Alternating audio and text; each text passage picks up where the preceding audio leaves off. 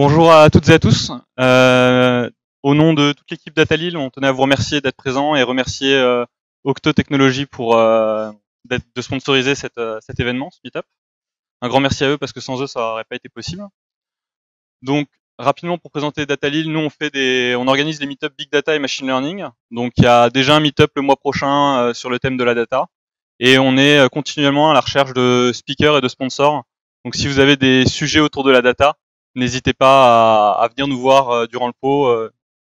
On est très friand de speakers et de sponsors.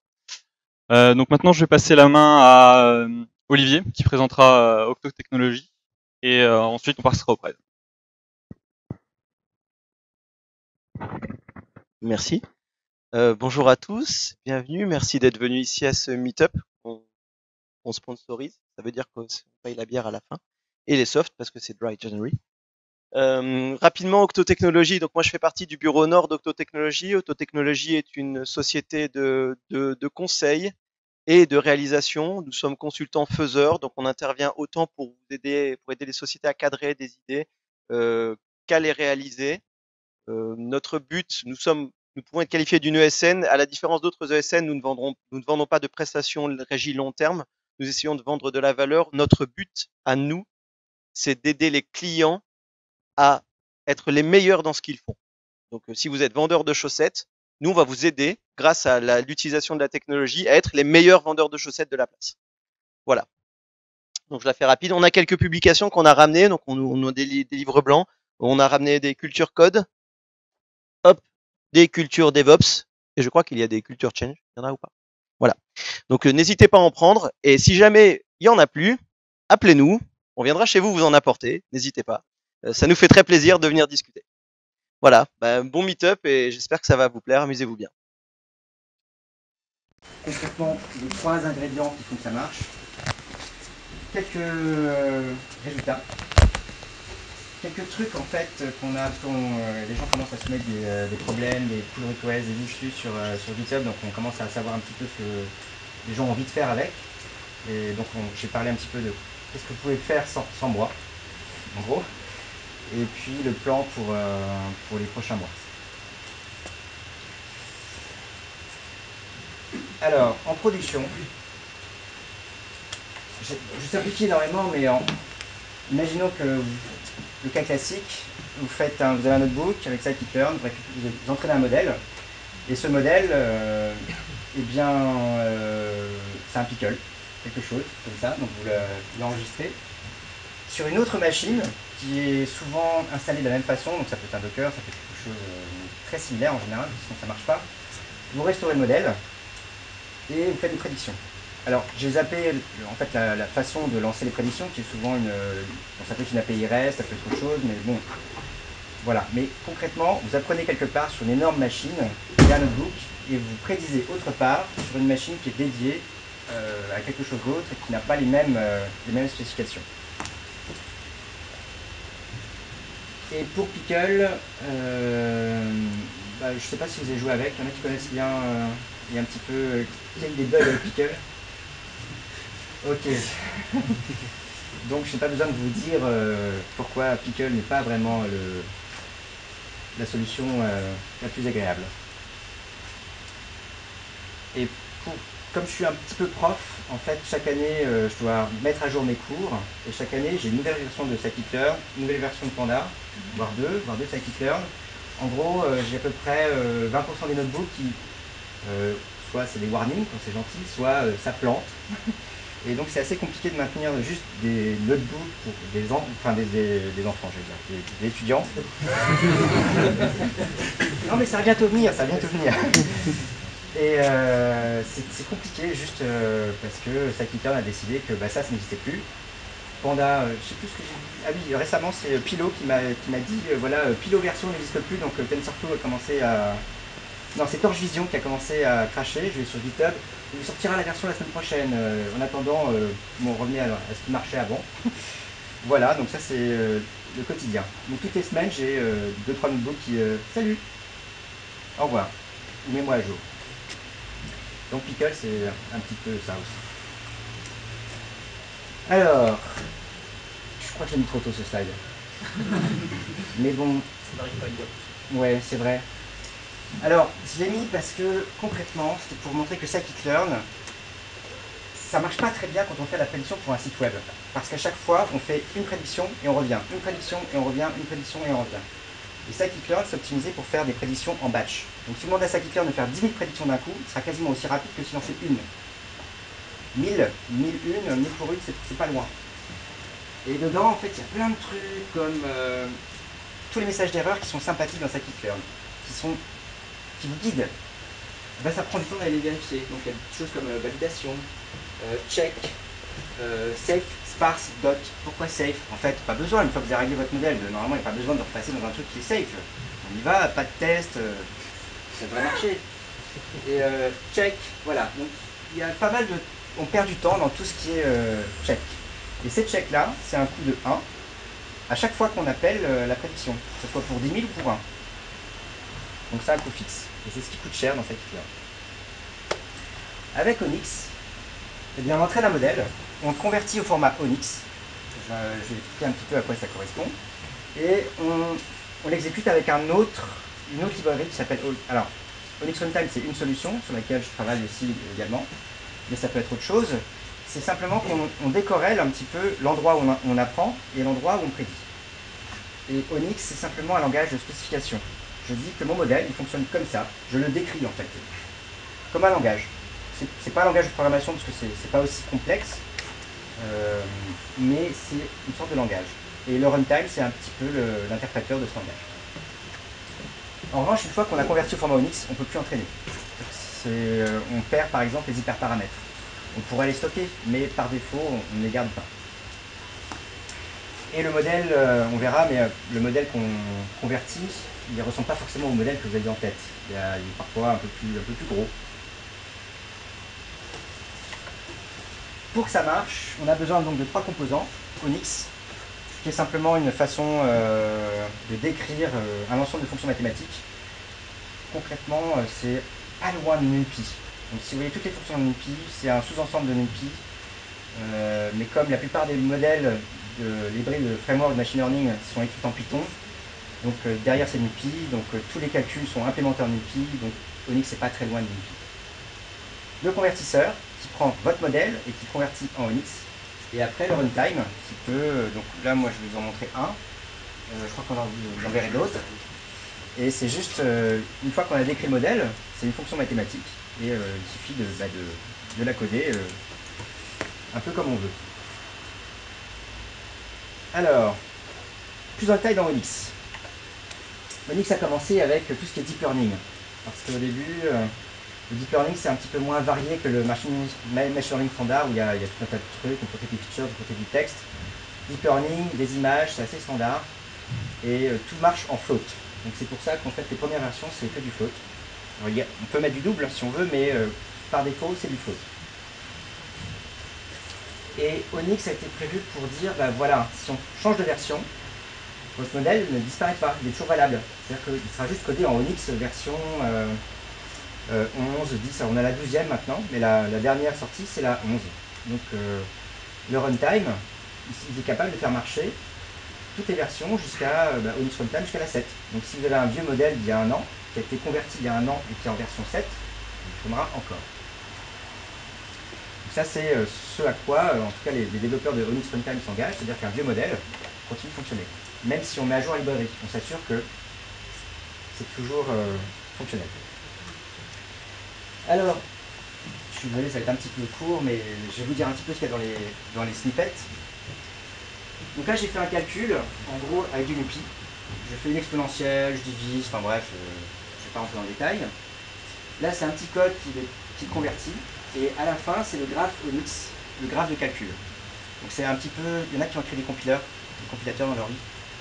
Peut-être pas, enfin bref, imagine que c'est un graphe syntaxique. Là je fais x, je prends une constante, je multiplie, ensuite je prends l'exponentielle, j'ajoute, je divise et j'obtiens le résultat. Donc en fait, un modèle, c'est une sorte de graphe où alors chaque nœud blanc, c'est une matrice en quelque sorte, un tenseur, et chaque nœud jaune, c'est une opération mathématique. Donc l'idée, c'est de prendre un code qui est dans scikit-learn, qui est écrit en NumPy, de convertir en Onyx, et après, une fois qu'on l'a, bah, il reste plus qu'à l'exécuter. Alors rassurez-vous, on a quand même fait pas mal de boulot sur tous les modèles scikit-learn. Alors, si jamais vous avez besoin de stocker, je sais pas, le nom du modèle, deux, trois autres choses, Onyx c'est juste l'ensemble mathématique plus des petits champs un peu laissés libres si jamais vous avez besoin d'archiver vos propres données. Bon, je précise comme ça, mais des fois ça paraît évident, mais c'est quand même bien d'y avoir pensé parce que ça permet de garder deux, trois petits trucs pour vérifier que bah, voilà, par exemple ce modèle a été entraîné à telle date sur tel jeu de données. Ça peut aider. Un modèle de machine learning. Alors, Onyx a commencé il y a 1 an et demi, il n'y avait que du deep learning, et puis récemment, c'est-à-dire que, je ne sais pas quand exactement, mais en fait depuis quelques mois, les opérateurs ont été, pour scikit-learn, ont été ajoutés à la spécification Onyx. Donc en fait, quand vous voulez faire une régression linéaire, il y a un opérateur dédié. C'est même plus NumPy, c'est juste un nœud dans un bloc. Et il est défini par les coefficients bêta, le nombre de dimensions sorties, et vous voyez qu'il n'y a pas d'hyperparamètres, pas de gradient, tout ça, ça a disparu. Conversion vers Onyx, c'est la partie la plus chiante, honnêtement. Si jamais vous avez un modèle et que vous devez faire passer votre modèle en Onyx, là, il faut quand même regarder le code des autres, regarder le code de scikit-learn. Vous avez déjà regardé le code de scikit-learn? Ok, vous êtes arrêté à le petit onglet source sur la documentation. C'est bien. Dans GitHub, ils ont ajouté des liens, on peut passer de fonction en fonction, et c'est un peu plus pratique. Bref, parfois ça prend du temps. J'ai dû passer 15 jours sur il y en a qui ont utilisé le Gaussian Process Regressor. Et ce truc, c'est assez simple au début, puis après on s'aperçoit qu'on peut avoir pas mal de kernels possibles. Donc c'est une méthode à noyau, puis alors il y a le kernel X ciné square, il y a des tas de trucs, puis après bref, quand on rentre dedans, ça commence à être un petit bon bout de chemin. Heureusement, les gens ont fait ça pour vous. Enfin, les gens, quand je dis les gens, c'est pas mal de développeurs chez Facebook et Microsoft en ce moment. Et d'autres, parce qu'en fait j'ai découvert qu'aujourd'hui il y avait même un converteur pour SAS. Donc il y a des gens qui ont commencé à écrire des convertisseurs pour SAS. En quoi consiste ce problème? C'est simplement, je prends votre modèle, scikit-learn, et je le convertis en Onyx. C'est, selon les modèles, ça prend du temps, mais on va dire que une fois que c'est fait, ça marche assez bien. Moi j'ai beaucoup travaillé sur tout ce qui est scikit-learn. Donc je suis rentré dans le code de scikit-learn. C'était assez... je me suis beaucoup amusé. Régression logistique. Le cas simple, c'est on l'entraîne. Donc ça c'est un petit bout de code. J'ai supposé que la régression logistique était entraînée. Et pour le convertir, eh bien, on a une fonction qui s'appelle toOnyx. Et comme à l'intérieur il n'y a que du scikit-learn, et le convertisseur a déjà tout, on va dire, les morceaux qu'il lui faut pour convertir chaque nœud d'un pipeline. Alors là c'est juste un modèle assez simple, mais s'il y avait un pipeline, en fait il convertirait chaque nœud. Chaque nœud serait partie prenante d'un graphe Onyx un peu plus grand, et à la fin vous auriez le graphe Onyx final. Et celui-ci en fait il paraît un petit peu complexe comme ça, mais c'est que le classifieur linéaire, contrairement à comme ça un classifieur, en fait il faut conserver le nom des classes. Donc c'est pour ça qu'il y a deux sorties. Il y a les labels et puis il y a les probas. Et les labels ça peut être des entiers ou des chaînes de caractères. Et les probabilités, c'est selon ce que vous choisissez, ça peut être soit des probabilités, soit des scores bruts, soit un dictionnaire qui dit voilà à telle classe j'associe tel proba, ainsi de suite. Donc voici, ça c'est le graphe Onyx correspondant à une régression logistique. Un pipeline, donc là j'ai pris juste un pipeline qui est aussi d'une ACP avec une régression logistique. Et ça marche pareil, toOnyx, pipe. Et le deuxième paramètre, c'est juste pour préciser la dimension d'entrée. Parce qu'en fait, dans le pipeline de scikit-learn, on ne sait pas toujours en fait, le nombre d'entrées qu'il y a quand on regarde le modèle. Donc, souvent, ce qu'on donne à Onyx, c'est le modèle, et puis un petit échantillon de la base d'apprentissage sur laquelle il était apprise. Comme ça, il récupère juste la dimension, les types de données, des choses comme ça. Et ça lui permet de construire tout ça.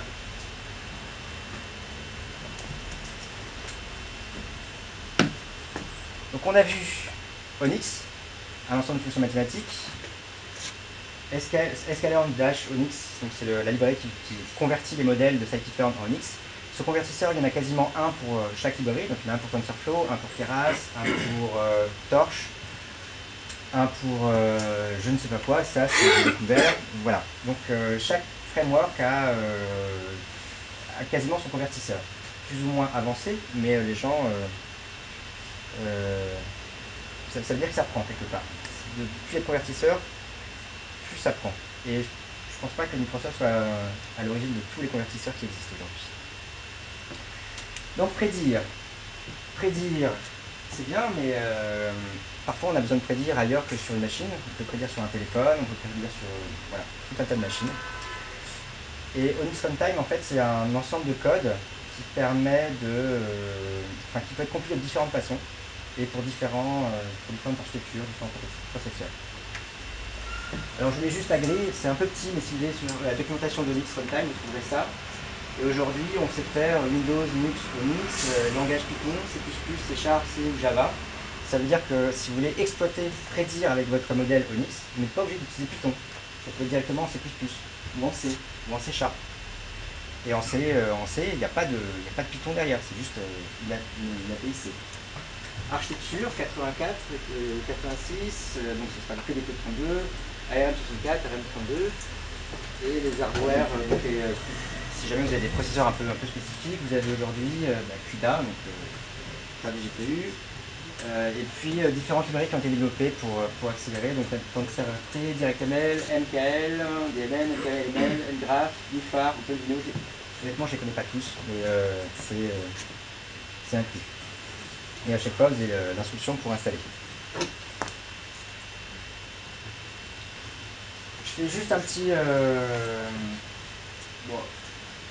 peu de cube peut-être, mais en gros, quand il s'agit de prédire une fois pour une observation, on est plus rapide que scikit-learn. Alors je vous ai expliqué tout à l'heure un petit peu pourquoi, parce que scikit-learn perd un petit peu de temps, mais on est quand même là sur une navigation logistique assez courte, on est 3 fois plus rapide.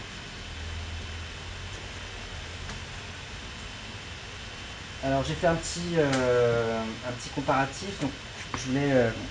c'est un site que j'ai créé, je ne sais pas si vous avez trouvé, scikit-learn a sorti un benchmark qui fonctionne un peu la même gueule, où ils font tout un tas de trucs, ils comparent différentes dimensions.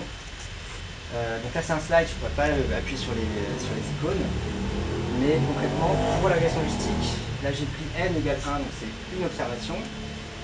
Vous avez nf qui est le nombre de features, donc vous en avez 20. Et vous avez ici Optiminosic Map, c'est-à-dire que derrière je veux juste les probabilités sous forme de matrice et pas de dictionnaire. Et Onyx Runtime fait 20 millisecondes, NumPy juste pour avoir un ordre de grandeur. Est-ce que je peux être plus rapide que scikit-learn en passant par NumPy? Et je suis un peu plus lent qu'Onyx Runtime et scikit-learn qui est au-dessus. Alors ça c'est ce que j'ai fait avec le PyPy, je vais peut-être passer dessus, mais c'est en gros pour vous dire qu'on retrouve les mêmes résultats. Et là ça explique un petit peu pourquoi, où on perd du temps. Et donc Onyx Runtime, vous voyez c'est plus court, NumPy c'est au milieu. Et NumPy en fait ce qui coûte un petit peu cher c'est de passer de NumPy à Python, puis parce qu'il n'y a pas qu'un seul NumPy, un seul appel NumPy, on fait Python NumPy, donc ça coûte un petit peu cher. Et scikit-learn qui ajoute quelques vérifications supplémentaires pour avoir des messages d'erreurs syntactiques. Random Forest, alors sur celui-là, on est, je sais pas, je sais plus faire les calculs là, mais on est quasiment 20 fois, 40 fois plus rapide. Bon, encore une fois, c'est une expérience, je ne dis pas qu'on sera 40 fois plus rapide tout le temps, mais plus le modèle est gros, en général, plus on gagne. Alors, Random Forest, c'est ce que j'ai discuté avec Olivier Grisel, qui est un des contributeurs de scikit-learn. Ils ont sorti un nouveau gradient boosting qui s'appelle East Gradient Boosting Classifier, qui est un peu plus rapide. J'ai pas encore eu le temps de sortir les chiffres, mais si jamais vous vous penchez sur la question, vous aurez j'aurai la réponse. Et le nouveau classifieur, il ressemble beaucoup à l'IGBM. Vous connaissez l'IGBM? C'est le concurrent de XGBoost à la sauce Microsoft, qui est un petit peu plus rapide que XGBoost dans certains cas. Et voilà. Alors là, c'est le même graphe. Je vais passer, parce que c'est pas très lisible ici. Mais c'est juste pour vous dire que dans ce cas-là, contrairement à la régression linéaire, où là, il y a pas mal on perd du temps dans la validation, pour la random forest, ici, on perd pas mal de temps dans la parallélisation. Comme scikit-learn est optimisé pour on va dire, les prédictions en batch, il y a pas mal de coûts qui est perdu en simplement, on va essayer de paralléliser. Ça sert à rien parce qu'il y a juste une seule observation. Et donc ce coût-là est perdu quand même dans scikit-learn. Alors qu'avec Onyx Runtime, on ne le perdra pas. Après, c'est juste le type de graphe qu'on peut produire. Donc c'est ce que j'utilise par exemple pour vérifier que l'implémentation fonctionne. Et même expérience. Et là, je compare scikit-learn et Onyx Runtime. Et la barre verte, ça veut dire que c'est le même temps. Alors, le bleu, c'est Onyx Runtime et le jaune, c'est un runtime que j'ai écrit pour vérifier un peu ce que je fais avec NumPy. Et on voit que pour les arbres de décision et la régression linéaire, quand il s'agit d'avoir une observation, on est nettement plus rapide. En revanche, pour 10 000 observations, eh bien là, scikit-learn est un peu plus rapide que nous. Pour le moment, c'est parce que en fait, pour l'instant, il y a pas mal d'efforts qui sont mis sur le deep learning et que scikit-learn va utiliser tout ce qui est NumPy, derrière c'est BLAS. Et qu'Onyx Runtime, on a fait ça en 2 étapes. On a fait une première étape qui est une implémentation simple. Et là, on est en train de remettre des BLAS derrière pour être plus rapide, même dans le scénario où le runtime doit prédire 10 000 observations. Deep Learning, alors comme c'est pas trop ce sur quoi je travaille, j'ai fait 2-3 slides que j'ai récupérés. Et c'est juste pour vous dire qu'on est plus rapide. Voilà, et si on est plus lent, on se bat pour être plus rapide.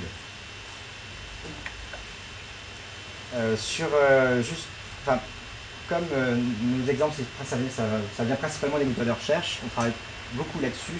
Donc pour nous, l'essentiel, c'est vraiment d'être plus rapide que TensorFlow, que Torch ou autres, appliqués à des gros modèles utilisés dans des moteurs de recherche. C'est la cible à laquelle on se compare. Un petit peu de customisation. Donc maintenant, je vais présenter la base. Et maintenant, donc ça marche avec scikit-learn, les modèles existants. Ça marche avec PyTorch, les modèles existants. Et maintenant, imaginez que vous soyez un petit peu fantaisiste et vous ayez votre propre modèle. Comment on fait? Alors dans un premier cas, je vais juste présenter quelque chose qui est les convertisseurs. En fait, il y a des fois, on a besoin de convertir un modèle, mais pas toujours de la même manière. Donc là, j'ai mis une option qui dit je voudrais avoir un graphe plus simple. Donc on a créé des options dans les convertisseurs, et ça veut dire je voudrais une matrice de probabilité en sortie, et pas un dictionnaire qui me dit tel label, à tel label j'associe ces probas-là. Donc par défaut, on construit un dictionnaire qui est assez simple à utiliser, mais concrètement, quand on veut changer un peu la nature de graphe, on peut bidouiller le convertisseur pour lui dire, voilà, pour tel modèle, je veux tel type de sortie. Donc c'est peut-être un petit peu technique, vous m'arrêtez si je vais trop vite, mais ce qu'on peut avoir, c'est pas de proba et juste les scores bruts. Donc on a une autre option qui dit, voilà, là je veux les vrais scores et pas de proba. Donc encore une fois, convertir un modèle, c'est pas convertir un modèle en un graphe qui est toujours le même. On peut vouloir rajouter des options dans le convertisseur. Et ça, on a commencé à travailler dessus aussi. Un cas classique d'optimisation de performance, les cas plus proches voisins, c'est hyper lent. Et on s'est posé la question, est-ce qu'on doit garder, en fait, si on devait l'écrire avec NumPy, ça serait un énorme graphe qui est aussi grand que ça. Et on s'est posé la question, peut-être que ça vaut le coup de créer un opérateur dédié. Donc c'est sur quoi je suis en train de travailler, c'est créer un opérateur qui s'appelle cdist, qui correspond à la fonction cdist de SciPy.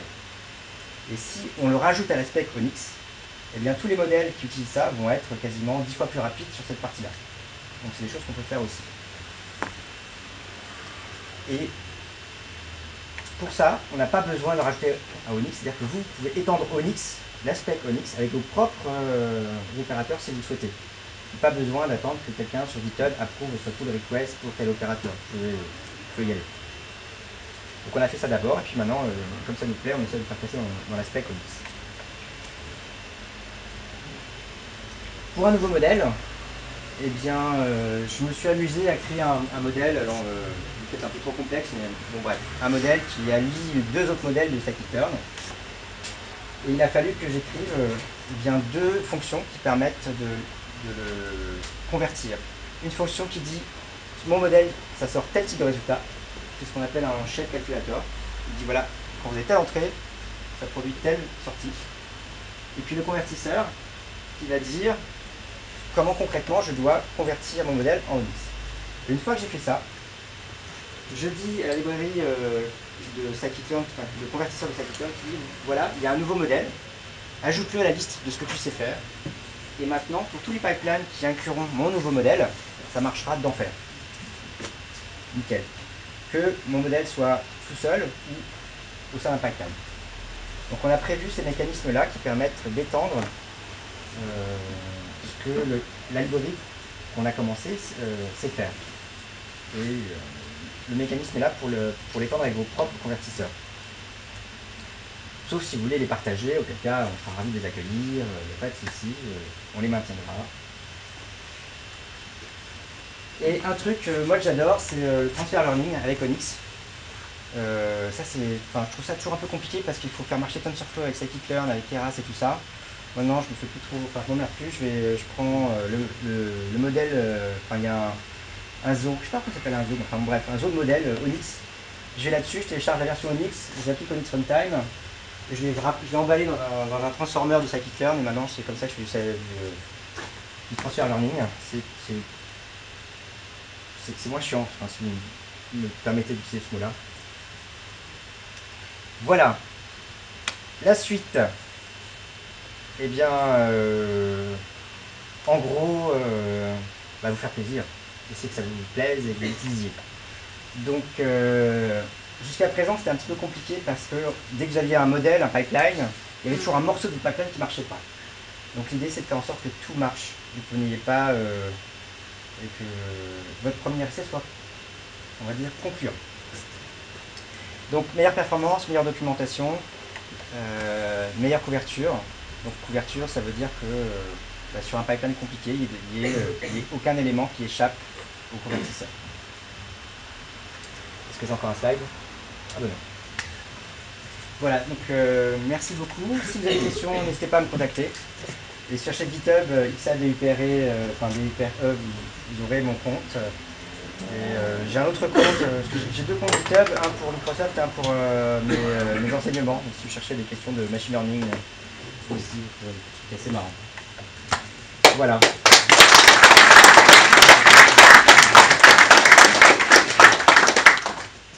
Est-ce que vous avez des questions? Oui. Question peut-être un peu évidente, mais tout ce qui est feature extraction et encodage, c'est inclus aussi dans Onyx. Il y a les mêmes options que dans Scala et que dans les autres. Alors pas tout. Pour tout ce qui est numérique, c'est assez simple. En revanche, il y a, je vais peut-être aller sur internet si je peux. Est-ce que ça marchera? Vous voyez mon écran? Vous voyez pas mon écran? J'ai cliqué.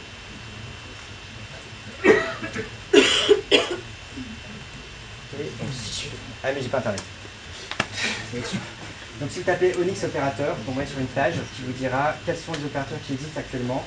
Il y a le one-hot encoder, l'AL encoder, donc ils ne sont pas tous, mais les principaux ils sont. Et si jamais vous avez un besoin, une issue sur GitHub, et on y répond. C'est ce à quoi on s'engage. Après le faire, je ne vous garantis pas que ça se fait dans les 2 jours, mais l'idée c'est pour nous c'est aussi de voir qu'il y a un petit peu d'attraction par rapport au projet. Donc plus il y a de gens qui souhaitent des choses, plus on consacrera du temps. Oui. En ce qui concerne le transfert learning à la fin, on transfère le modèle, mais au tout début de votre présentation, vous avez dit qu'une fois que le modèle est sous forme de format Onyx, il n'y a plus moyen de l'entraîner. Est-ce que c'est le cas aussi pour le transfert? Alors c'est le cas pour transfert aussi. Alors je dis, En fait, le problème, c'est qu'il n'y a pas d'algorithme d'apprentissage dans le runtime. S'ils étaient là, on pourrait le faire. Ils ne sont pas là. On ne l'a pas fait. Peut-être que d'autres s'y sont penchés, je n'en sais rien. Donc le seul moyen qu'on aurait, ce serait de prendre le modèle Onyx et de reconvertir au format TensorFlow, voilà. Donc, dans la plupart des cas, c'est possible, mais il y a certains cas où c'est pas possible. Parce que, tout simplement, il y a des fois, si je vous montre le modèle converti d'un plus proche voisin, c'est pas toujours évident de deviner que c'est un modèle de plus proche voisin, parce qu'on l'a divisé en plus petits morceaux. Mais si vous gardez dans les métadonnées un peu les paramètres qui ont permis d'obtenir le modèle, pourquoi pas. Mais en partant de X, non. Aujourd'hui, non. C'est à l'étude, en fait, dans le sens où il y a de plus en plus de modèles dynamiques pour tout ce qui est deep learning, et on veut parfois remettre des coups de gradient dans certaines couches. Donc on travaille dessus, mais je ne vais pas dire que ce sera un apprentissage complet. Je veux dire, c'est simplement que lorsqu'on prédit, il y a certaines prédictions qui impliquent un recalcul du gradient. Donc c'est là-dessus qu'on travaille. Oui. Pour la conversion de scikit-learn vers un modèle Onyx, imaginons demain il y a scikit-learn qui sort une nouvelle version. Il se peut que durant un petit laps de temps, Onyx ne soit pas tout de suite compatible avec la nouvelle version de scikit-learn. Globalement, ça bouge pas trop. Alors ça bouge pas trop. On est souvent, il n'y a pas trop de délai, parce que moi je travaille sur la version de développement de scikit-learn. Donc à chaque fois qu'il sort une nouvelle release, on est jusqu'à présent on arrive à une semaine, 15 jours après, à être dans les clous. Et ça fait un an qu'on travaille dessus, donc on est passé au travers de 2 releases. Jusqu'à présent, ça tient à peu près la route. Après, je ne vais pas dire que ce sera toujours une semaine, 15 jours, mais jusqu'à présent, on n'a pas eu trop pas trop de soucis. Et il y a ça, il y a aussi le fait que il y a les versions d'Onyx qui augmentent. Donc en fait, on a plusieurs passages. On a la version d'Onyx et la version de scikit-learn. Et à chaque fois que Onyx émet une nouvelle version, il faut que la personne qui convertit en Onyx puisse dire on veut telle version d'Onyx. Ça peut être, même si c'est Onyx 12, peut-être que vous voulez garder Onyx 11 pour convertir. Et si la version d'Onyx 12 propose un nouvel opérateur, peut-être que ça vaut le coup d'utiliser, parce que ça rendra le modèle plus rapide. Donc on a ces deux croisements de versions, et si vous regardez les tests d'intégration continue, vous verrez des tests un petit peu croisés. On ne les fait pas tous, mais on en fait de plus en plus.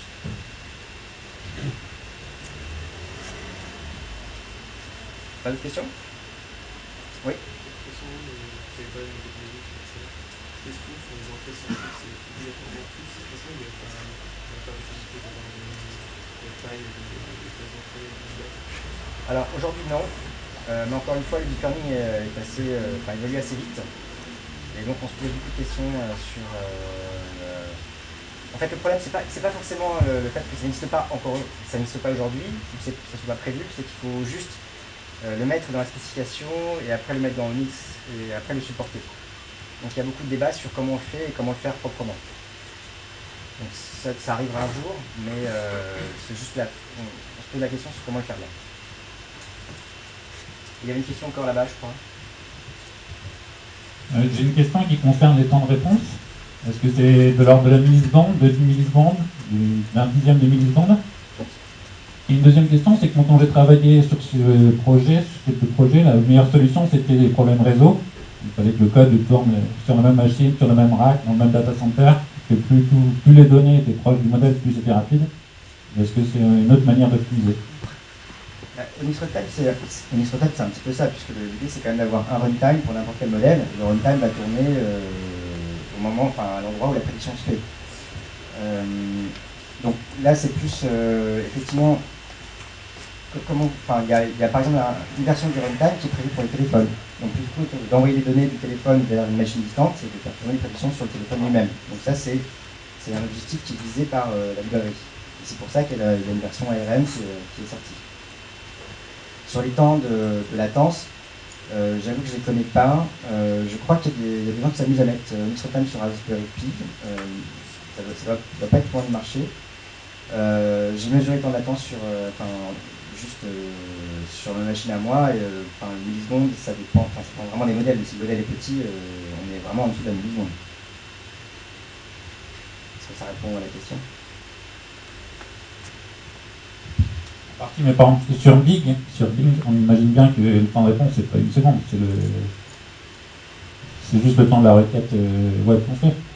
Alors, sur Bing, c'est pas le... Alors, le temps de la réponse sur Bing, c'est...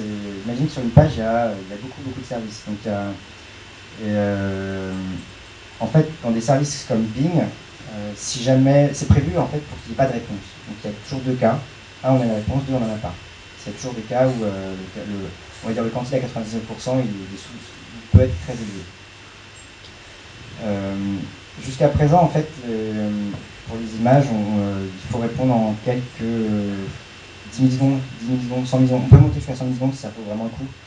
Mais il y a ça, et après il y a des mécanismes de cache, et un tas de trucs. Et il y a pas mal de résultats précalculés en fait. Quand vous faites une recherche d'image, il y a pas mal de résultats qui sont ajoutés aux données, comme des résultats de classification, des choses comme ça. Donc c'est la réponse est aujourd'hui avec TensorFlow, c'est compliqué à faire. Avec OpenStreetMap, c'est plus simple parce qu'on se bat pour avoir une latence plus faible.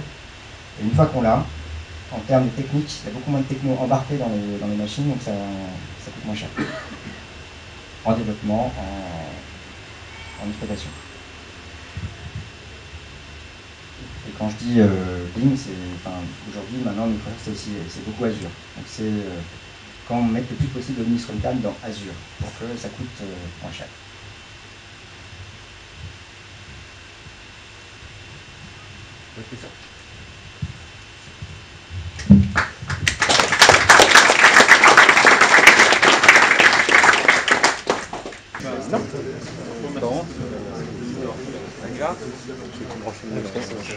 Ouais.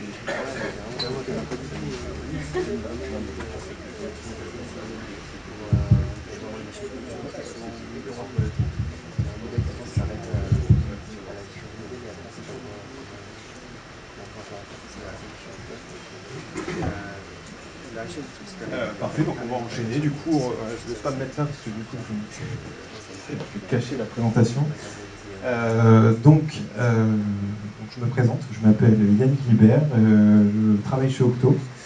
Et puis aujourd'hui, donc, on va parler de neurones auto-encodeurs, qui est en fait un prétexte pour parler de comment mettre des réseaux de neurones en production. Moi, ce que j'aimerais que vous preniez en partant, c'est finalement, en fait, les réseaux de neurones, c'est pas si compliqué à mettre en prod. Et peut-être demain, si jamais vous allez au boulot, hop, j'en mets en prod, comme ça. Hop. Voilà, et après un petit café. Donc, on va embarquer pour une aventure avec notre héros qui va dans le monde de Diabolo. On verra pourquoi Diabolo tout à l'heure. Et du coup, je vais me présenter un petit peu. Je m'appelle Yannick, mon quadrigramme c'est LIB. Et du coup, je viens du lointain pays d'Academia, c'est-à-dire qu'en fait, avant j'étais astrophysicien. Et donc, j'observais les étoiles, mais finalement, les étoiles, c'est de la donnée. Donc, j'ai l'habitude de traiter de la donnée. Et puis, qu'elles viennent des étoiles ou qu'elles viennent d'un système informatique, et finalement, ça revient même. Et donc, du coup, le data mining reste du data mining et le Python reste du Python. Et si jamais vous voulez me contacter, c'est l'adresse est là, je vous la remettrai à la fin. Alors, on va donc suivre les aventures de notre héros qui s'appelle Lib et qui va affronter la menace des bugs. Les bugs, ça arrive n'importe quand, et du coup, sa mission à lui, c'est de les repérer et de les anéantir. Évidemment, comme n'importe quel héros digne de ce nom, quand il part en mission, il rencontre un sorcier, forcément. Ce sorcier va donc lui parler en lui disant que il faut un compagnon. Tu ne peux pas partir comme ça. N'importe quel héros, c'est dangereux de partir tout seul. Vous avez tous la référence. Du coup, il va lui donner un petit robot. Un petit robot qui, pour l'instant, ne sait pas grand-chose. Il est juste programmé pour la basique. Et on va lui apprendre on va lui apprendre plus de choses. Et donc, pour lui apprendre plus de choses, on va avoir besoin d'ingrédients. Et là, le sorcier, il est super gentil. Il nous donne les ingrédients de base pour fabriquer un cerveau. On va voir un peu ce qu'il a. Il a, pour fabriquer un cerveau à notre IntelliBot, il a des nœuds. Ce qui est des neurones. Alors, jusqu'ici, tout va bien. J'ai l'impression qu'à chaque fois que je m'en vais du micro, vous m'entendez plus. Ouais. Je suis obligé de vraiment de le mettre. Ou alors, sinon, je peux parler comme ça et vous m'entendez? Oui. Ouais. Ok. Alors, je vais l'arrêter. Voilà, c'est mieux. Et donc, du coup, le héros, donc on va lui faire un cerveau avec plein de neurones. Donc, on va lui donner des nœuds. On va lui donner des liaisons. On verra aussi ce que c'est que les poids. Finalement, on va donner certains poids aux neurones. On va dire aussi aux neurones quand est-ce qu'il va s'activer. Donc on va mettre un seuil. Et puis, on va parler un petit peu de fonction d'activation. Légèrement parler de fonction d'activation, parce qu'en fait, c'est pas le but du talk. Là, c'est vraiment pour donner un petit peu un aperçu. Oh, il y a des déçus. Un aperçu des réseaux de neurones. Donc on va pas rentrer dans les détails. Mais du coup, voilà. Ensuite, on va avoir une fonction qui va calculer l'erreur. Et on va aussi parler légèrement aussi de rétropropagation. Juste pour justement avoir une vue globale de ce qu'est un réseau de neurones. Alors pour certains d'entre vous c'est vraiment évident, donc désolé, patientez un petit peu, ça va être plus passionnant par la suite. Et puis pour d'autres, et ben voilà, donc c'est comme ça qu'on construit un réseau de neurones, on va utiliser tous ces éléments-là, et on va les assembler ensemble. Et là, on a vraiment de la chance, parce que le sorcier il a vraiment été super sympa avec nous. Il nous a fourni un set. Donc on va apprendre l'IntelliBot à compter. Donc là, l'IntelliBot, il sait déjà reconnaître un set. C'est top. Donc il est déjà tout configuré pour. C'est-à-dire qu'à chaque fois qu'on va lui écrire 7, lui il va dire c'est bon, c'est 7. Comment il fait ça? Eh bien il fait ça donc avec son cerveau. Son cerveau qui est organisé donc en plusieurs couches. Donc là on voit chaque case correspond à un nœud ou un neurone. Et les cases sont connectées ensemble. Alors ici donc du coup, on a la couche d'entrée, l'input layer, et puis la couche de sortie. Jusque-là, tout va bien. Et à l'intérieur, ici, les couches cachées. Donc il se passe des choses là-dedans. On peut en mettre plusieurs, on peut en mettre une, c'est vous qui voyez. En fait, on peut adapter, c'est là qu'on agit un petit peu sur le réseau de neurones, c'est qu'on peut changer un petit peu la taille. Et pourquoi ça? Eh bien parce que les neurones, en fait, vont se connecter entre elles par des fonctions, qu'on appelle les fonctions... en fait, là, c'est des fonctions linéaires, tout simplement. Du coup, on va prendre un certain poids et un certain biais, et on va faire une combinaison linéaire de ça pour transformer l'input, ici, en quelque chose d'autre. Finalement, un nœud, c'est une fonction. Du coup, les poids, ici, c'est une fonction affine, carrément. C'est le AX plus B classique. C'est-à-dire que, du coup, le X, c'est l'entrée, le A, c'est le poids, on l'appelle W si vous voulez regarder un petit peu dans la théorie des réseaux de neurones. Et puis, on va rajouter aussi un plus B, qui est le biais. Et voilà. Et donc, ça nous donne des degrés de liberté qui vont nous permettre d'ajuster un peu toutes les connexions de ces neurones pour que finalement, on lui donne en entrée les pixels d'une image. Donc là, c'est carrément la valeur des pixels d'une image. Donc si c'est une image de 28 par 28, du coup, ça fait tant de pixels. Et bien, en entrée, il y a les pixels, et en sortie, il y a la décision de dire, c'est un set. Et donc, du coup, finalement, qu'est-ce que c'est qu'un réseau de neurones? C'est une grosse fonction, avec plein de paramètres. Et donc là, on a de la chance, les paramètres sont déjà ajustés. Nickel. Donc, super, on va continuer, du coup, on va lui filer un 8. Là, du coup, là, il n'a pas pris le 8. C'est bien embêtant, parce que là, du coup, le réseau, il est incapable de reconnaître, de faire les connexions qu'il faut pour dire « Ah, c'est bon, c'est un 8 ». Là, il est plutôt, là d'ailleurs, resté sur le 7. Là. D'ailleurs, en fait, lui, il apprend que 7. N'importe quoi, il va dire « Bon, c'est à peu près 7 ». Et du coup, pour faire ça, ce qu'on appelle l'apprentissage, pour lui filer plein d'images de 8 et qu'il puisse reconnaître un 8, il nous manque un mécanisme, et ce mécanisme qui est essentiel à l'apprentissage, c'est la... Oui, merci, la rétropropagation. La rétropropagation, c'est donc qu'il va calculer l'erreur, en fait, l'erreur par rapport à ce qu'on attend. Non, c'est un 8. Ah bon, je me suis trompé de temps. Et cette erreur-là, on va la rétropropager pour dire au réseau, en gros, ajuste tes poids, ajuste tes biais, pour qu'au final, la réponse soit 8. Merci. Et donc du coup, c'est comme ça aussi qu'on arrange un réseau de neurones et qu'on arrive à reconnaître le 8. Et à force de lui en donner des 8, eh ben, il va bien se configurer, comme pour le 7, pour pouvoir finalement dire bah, c'est un 8. Alors du coup, là c'est vraiment l'introduction de base, histoire de qu'on soit tous un petit peu au même niveau. Et l'IntelliBot, là, il est sur le point d'évoluer. Alors pour qu'il évolue vraiment, j'aurais besoin de votre retour. Alors ça va être un petit peu difficile parce que du coup l'écran est petit, mais on va le tenter quand même. Hop. J'ai fait un petit pôle, et là on va casser le quatrième mur, je suis désolé, mais du coup ça vous fait sentir un petit peu. Est-ce que vous avez compris ce qu'est un réseau de neurones?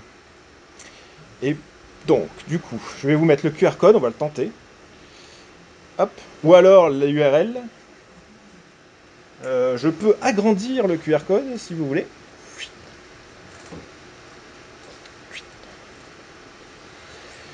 Pour que vous puissiez voter et me dire si on a besoin de repasser sur des détails sur des réseaux de neurones, ou si c'est bon, on peut passer à la suite. Et s'il a vraiment gagné un niveau. Du coup, là, j'espère que ça va marcher, parce que normalement, j'ai une connexion Internet. On va voir.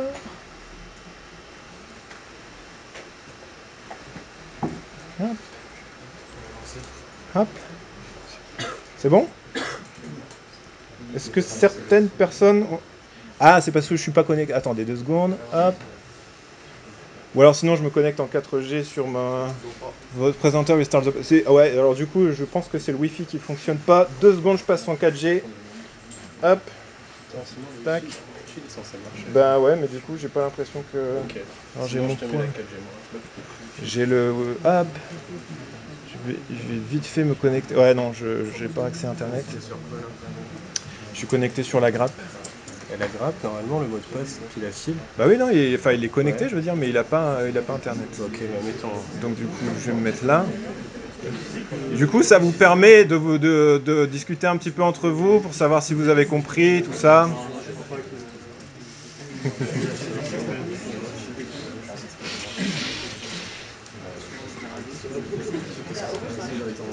Hop.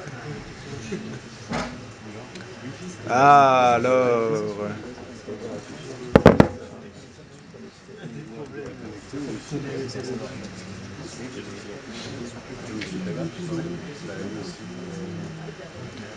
Veuillez patienter, un correspondant. Bon, c'est pas grave, sinon on fait pas, c'est dommage, mais on fera pas le.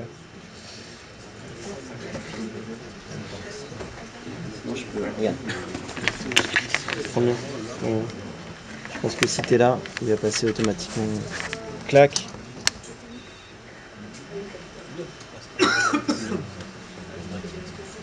Voilà, t'es bon. Oh, on est sauvés. Ah non, attends. Le câble pour la connexion. Excellent. Donc là, on l'a refait, mais du coup en moins crispé. Ouais, voilà. Ah oui, ça marche. Avez-vous compris ce qu'il y a? Eh, c'est pas mal. Alors du coup, c'était trop basique en fait. Ah oui, c'était bien trop basique, ouais. Ok, cool. Ah non, c'était juste pour constater que, effectivement. Très bien. Eh ben, ça tombe bien parce qu'on va aller un cran au-dessus. On va aller un cran au-dessus, et donc du coup, vous avez validé. Bon, alors on peut continuer. Hop. On va passer très vite, du coup, sur le slide de résumé. Et finalement, alors si vous voulez creuser un petit peu ce sujet-là, vous pouvez aller regarder sur... il y a un channel qui est vraiment très bien, et 3 Blue 1 Brown, qui explique en détail ce qu'est un réseau de neurones et qui va très loin dans les concepts mathématiques qu'il y a derrière. C'est vraiment passionnant de regarder cette série de vidéos. Et voilà, deux autres sources dignes d'intérêt. Vous pourrez, si vous aurez certainement le PDF de la présentation que vous pourrez aller voir, ou sinon vous m'envoyez un petit mail et je vous ferai un plaisir de vous envoyer cette présentation. On passe donc à la suite, et la suite, c'est vous avez donc débloqué le niveau de difficulté médium. Bravo, félicitations. On passe donc à quelque chose d'un petit peu plus compliqué. Alors là, en fait, notre héros se réveille. Il était en fait dans une borne d'arcade. Il était en train de jouer à un jeu. Et cette borne d'arcade, à l'intérieur, il y a quelqu'un caché dans l'ombre qui vous dit « Félicitations, tu as réussi. Premier challenge. Avant de pouvoir sortir d'ici, tu dois prouver ta valeur. Et pour prouver ta valeur, sur ces 150 bornes d'arcade, 3 ne fonctionnent plus comme avant. » C'est vachement vague comme indication. Trouve-les, je t'indiquerai la sortie. Bon. Alors, pour seule info, on a accès à un historique des consommations en volts des contrôleurs des bornes d'arcade. Ça donne ça. Vous pouvez compter, il y en a 150. Je me suis quand même investi dans cette présentation. Et donc alors, on va partir sur plusieurs hypothèses. Donc ça, c'est un exemple, une photo à l'instant T. On a beaucoup de mesures. On a une semaine de mesures qui ont été mesurées toutes les minutes.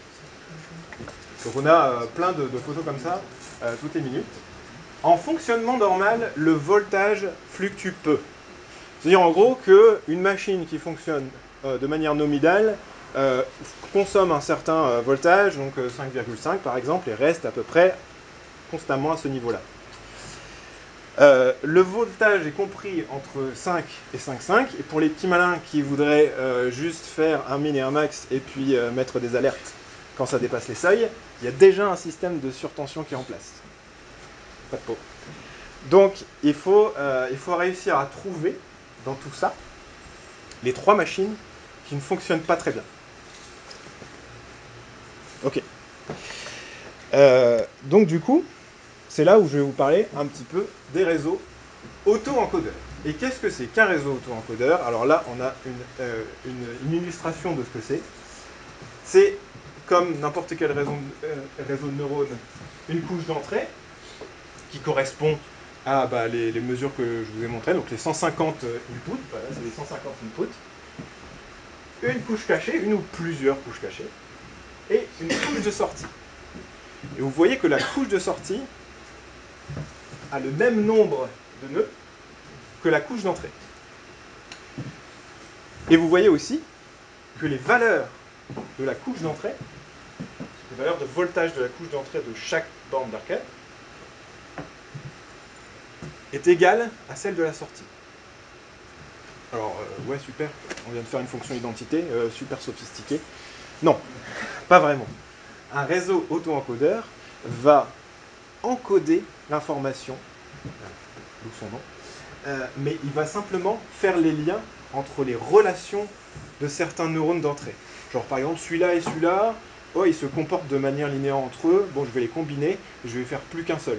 Bon bah celui-là, ils se comportent aussi comme ça, je vais en prendre 4, 5, et puis paf, je vais les combiner.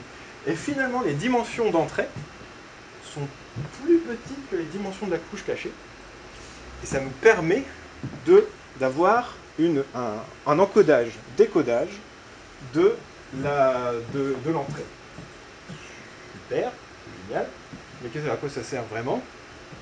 Et bien ça sert à dire que si jamais donc on lui donne plein d'inputs, lui il va s'adapter, ses poids vont s'adapter pour pouvoir faire donc une réduction de dimension et puis ensuite redécoder pour avoir les mêmes outputs.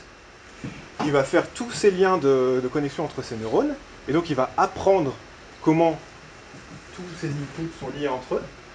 Et si jamais il y en a un qui ne se comporte pas comme il a l'habitude de voir, et bien du coup l'erreur de décodage va augmenter. C'est-à-dire qu'à un certain moment, il va se dire « Oh mais attends, moi j'arrive à décoder seulement les trucs que je connais. Si jamais il y a des trucs qui partent un peu bizarres, eh ben, j'arriverai pas à la décoder, et du coup, ce qui est intéressant dans un réseau de neurones auto-encodeurs, c'est la mesure de l'erreur entre l'input et l'output. Par exemple, dans celui-là, finalement, en input, il y a une machine qui commence à faire n'importe quoi, pas comme avant. Et donc, par exemple, son voltage, il commence à varier comme ça, alors qu'avant, il était tout droit. Et bah, du coup, en entrée, il va avoir 5,5. Et à la sortie, bah, comme le réseau il a l'habitude de s'attendre à quelque chose du genre de 5, et bah, lui, il va se dire, bah, non, mais moi, j'arrive pas à décoder ton information. Et donc, du coup, il va mettre n'importe quoi. Il va même peut-être mettre des valeurs en dehors de la plage des 5,5. Et donc, du coup, il va dire, attention, l'erreur entre l'entrée et la sortie, c'est là où il y a un problème. Et c'est comme ça qu'on arrive à détecter une anomalie en utilisant les réseaux de neurones auto-encodeurs. Ça nous mène à la deuxième étape de notre talk. C'est du coup, est-ce que... Ouh, il est parti là. Tac. On va refaire un petit vote. Cette fois-ci, j'espère que ça va aller vraiment bien. Tac. Tac. Tac. Vout. Voilà, j'arrête d'y toucher.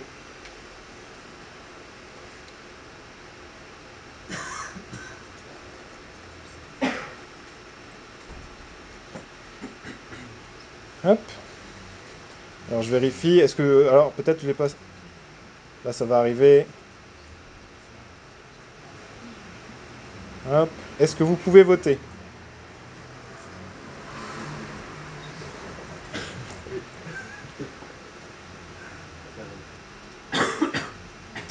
Yes. Yes. Hey, hey. Excellent.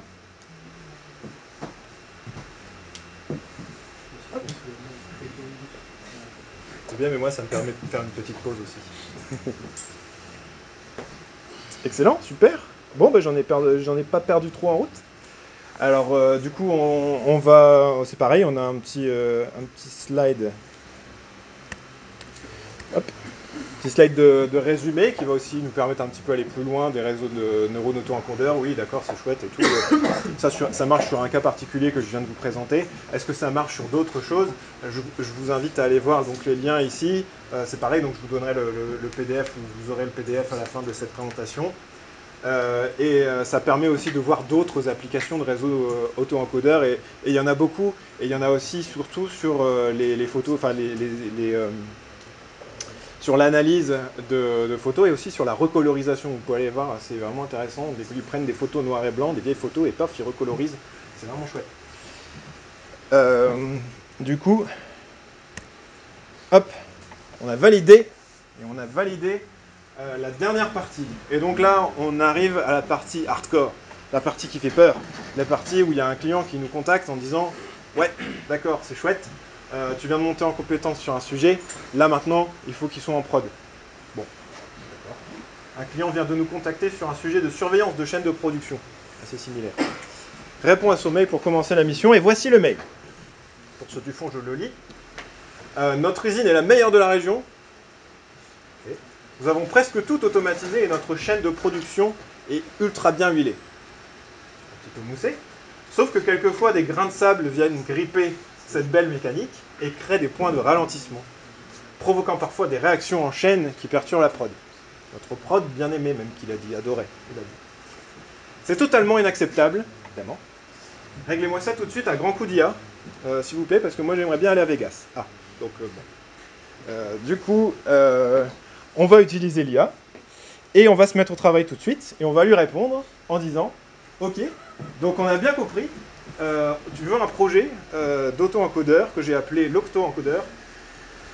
Je la fasse. Le système doit être capable de détecter des comportements anormaux des machines d'une chaîne de production, donc si j'ai bien compris ce que le Big Boss a demandé. Et pour cela, il doit pouvoir faire plusieurs choses. Il doit pouvoir agréger des données de voltage, donc là on reste dans le même contexte que le truc d'avant, de 300 machines de prod, on a augmenté un petit peu, on veut aller plus à l'échelle. On va évaluer la santé de la prod tous les 5 minutes. Okay. Il faut qu'il y ait un truc qui tourne tous les 5 minutes. Il faut envoyer des alertes si besoin, envoyer des mails ou autre. Et s'adapter si la prod change. Ça c'est super important parce que la prod du Big Boss, elle est évolutive, elle est high-tech, à la pointe de la technologie, il a plein de trucs, il veut rajouter plein de choses, et donc il faut que le réseau de neurones derrière, il se réapprenne assez souvent. Très bien. Et il faut que le modèle soit prod ready. Donc si je le déploie en prod et que ça marche, non. Il faut qu'il soit vraiment prod ready, c'est-à-dire qu'il soit monitoré, qu'il soit surveillé, que le comportement du réseau de neurones qu'on attend soit bien ce qu'il fait. Voilà.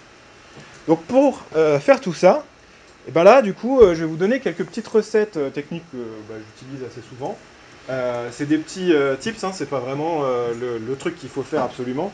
C'est juste simplement une idée de si par exemple on partait de zéro sur un projet, bah tiens, tu as le choix d'implémentation technique, qu'est-ce que tu ferais sur un sujet comme ça? Mettre en prod un réseau de neurones auto-encodeurs pour surveiller une chaîne de production.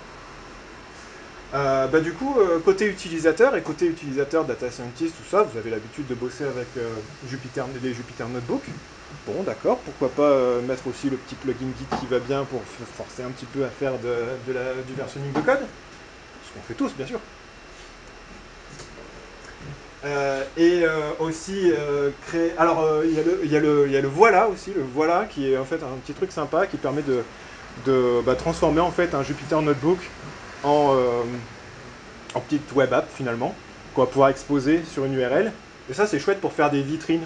Donc, si jamais il y a un client ou si jamais vous avez envie de montrer à votre boss tous les Jupyter Notebooks qui sont en production, et ben vous pouvez faire une vitrine en disant celui-là, et puis regardez, il y a mon Jupyter Notebook dedans, et regardez, il fait des super plots, et regardez, il a des super résultats.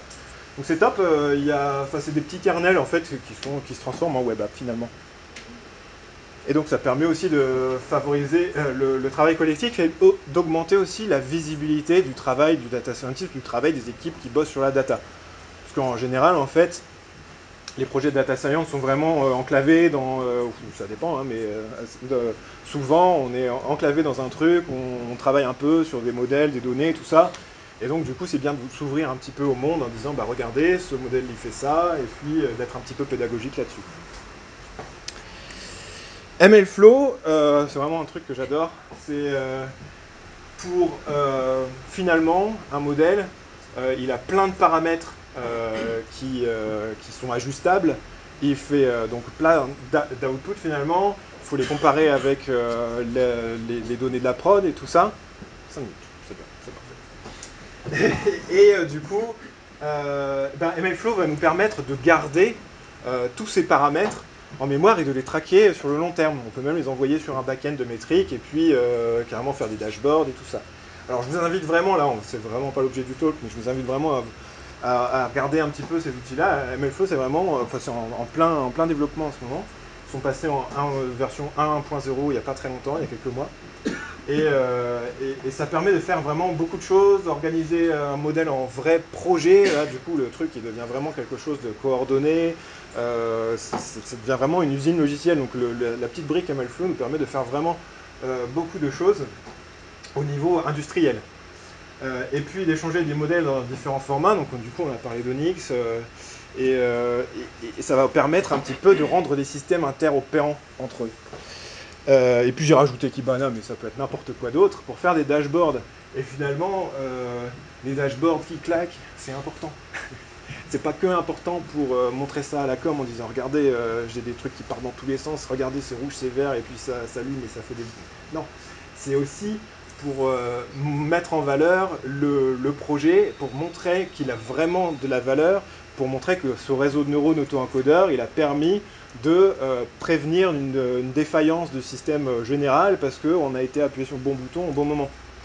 Et donc, ça, il faut le penser avant. C'est-à-dire, il ne faut pas le penser à la fin du projet en disant bon, alors, qu'est-ce qu'il fait déjà ce réseau de neurones? C'est cool, je l'ai mis en prod, mais il faut vraiment avoir les dashs en tête quand on fait les dashs, enfin, la manière de présenter en tête quand on fait le projet pour dire voilà, avec ce modèle-là, vous avez pu éviter les défaillances, vous avez pu détecter des problèmes, vous avez détecté 10 problèmes en prod sur les 3 dernières semaines, vous avez évité des appels à astreinte, vous avez fait gagner de l'argent, donc ça c'est top ça si vous faites gagner de l'argent avec un modèle, et finalement augmenter la confiance générale, la confiance de l'utilisateur aussi, parce qu'au final, Ce qui va vraiment être important, c'est sur la chaîne de prod, le mec qui va recevoir, ou la mec ou la fille, qui va recevoir l'alerte du modèle de machine learning qui dit attention, la machine, là, elle est en train de défaillir. Défaillir ? Oui. Attention, il faut aller voir. Et ben, il sera beaucoup plus en confiance si on lui dit c'est la machine numéro 35 et elle est en train d'avoir un problème parce qu'il y a une variation, parce que j'ai observé tel et tel truc, que il y a un problème. Je sais pas, mais je l'ai vu. Puis en plus, je vais pouvoir. Enfin, je sais pas, vas-y, débrouille-toi. donc c'est bien de faire des modèles qui fonctionnent, des modèles qui ont bien appris et qui sont performants, mais il faut aussi que tout le monde soit au niveau du data scientist qui lui est très content de base de ce qu'il a fait, de toute façon. On est bien d'accord. J'ai rajouté 2-3 petits éléments et je finirai presque là-dessus. Sur du scheduling, parce qu'on a vu que le Big Boss il voulait que ça tourne tous les 5 minutes. Donc un truc vraiment assez simple à mettre en place et vraiment rapide, si vous voulez augmenter un petit peu votre TTM, c'est le Peppermill qui a été développé par Netflix, qui permet de faire de rendre exécutable en gros des Jupyter Notebook. Donc Peppermill, le notebook, et paf, il tourne. C'est trop bien. Et donc il peut être aussi utilisé par Airflow, qui est un scheduler de modèles. Donc par exemple, toutes les 5 minutes, on peut dire à Airflow, je fais une énorme, grosse approximation, mais peut-être ça vous parlera, c'est plus de l'ordre du Jenkins. Il y a plein de possibilités, c'est pareil, je ne vais pas rentrer dans les détails non plus, mais Airflow est capable de faire tourner des modèles toutes les 5 minutes, d'analyser un petit peu comment le modèle fonctionne, tout ça. Le back-end, donc vous envoyez tout dans un back-end pour monitorer, superviser, qu'il soit prod ready, que toutes les 5 minutes il tourne bien, et voilà, et tout est bien. Et on a les dashboards à la fin et on se dit, finalement ce modèle il est vachement cool, et ça nous a pas coûté grand chose pour le mettre, mais il nous fait gagner plein de temps et plein d'argent. Et donc du coup je vais finir là-dessus, sur le dernier sondage du jour, qui va me permettre, moi, c'est vraiment un truc perso, de savoir si la présentation vous a plu et si j'ai besoin de m'améliorer un petit peu. Et donc du coup, paf, tac, je vois qu'il y en a qui ont été vraiment très rapides.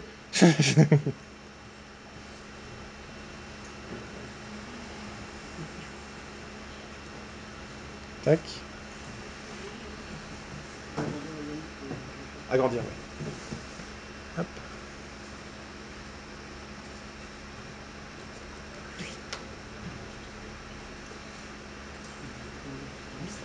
Et le lien aussi. Et le lien aussi.